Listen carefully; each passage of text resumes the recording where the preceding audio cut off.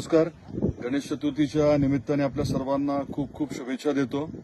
आज आपल्या धाराशिवकरांच्यासाठी अजून एका अर्थाने अतिशय महत्वाचा दिवस आहे.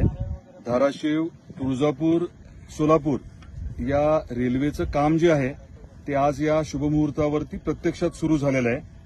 मी सर्व संबंधितांचे मनापासून आभार व्यक्त करतो.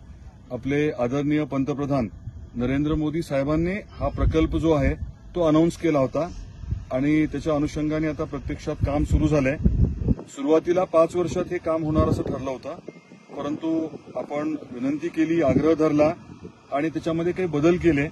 आता त्याच्यामध्ये 3 टप्पे पाडलेत आणि आज जे काम झालंय, सुरू झालंय ते खरं तर 2 सप्टेंबरपासून कागदोपत्री सुरू झालंय आणि 30 महिन्यामध्ये काम पूर्ण करायचंय.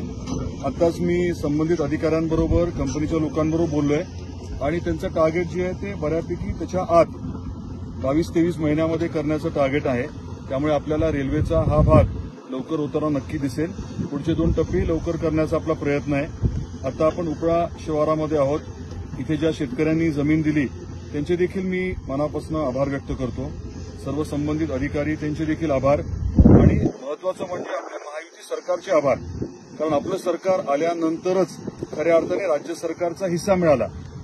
प्रकल्प 2019 मध्येच सुरू व्हायला हवं होतं, परंतु त्या 2-2.5 वर्षामध्ये ठाकरे सरकार होतं.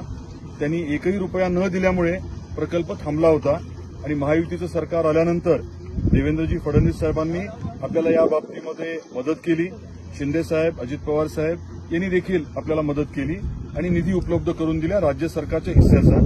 त्यामुळे खऱ्या अर्थाने काम आता सुरू झालेलं आहे आणि आज गणेश चतुर्थीच्या दिवशी आपल्या घरी गणरायाचं आगमन होतं आणि विघ्नहर्ता आहे. आपले दुःख बाजूला करतो आणि महत्वाचं म्हणजे कुठलंही चांगलं काम करताना श्री गणेश आपण करतो. आज या अतिशय महत्वाच्या प्रकल्पाचा खऱ्या अर्थाने प्रत्यक्षात श्री गणेश झालेला आहे. आपल्या वडगाव सिद्धेश्वरचे गुरुजींचं नाव काय? जयंत हिंगे गुरुजींनी इथे पूजा केलेली आहे. भूमिपूजन केलं, पूजा केली, आपण वाहनांचं पूजन केलं आणि प्रत्यक्षात काम सुरू झालंय.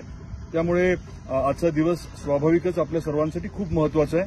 आपल्या सर्वांना परत एकदा मी मनापासून शुभेच्छा देतो आणि हे काम विनाविघ्न लवकरात लवकर पूर्ण व्हावं ही गणरायाच्या चरणी आपल्या सर्वांच्या वतीने प्रार्थना करतो.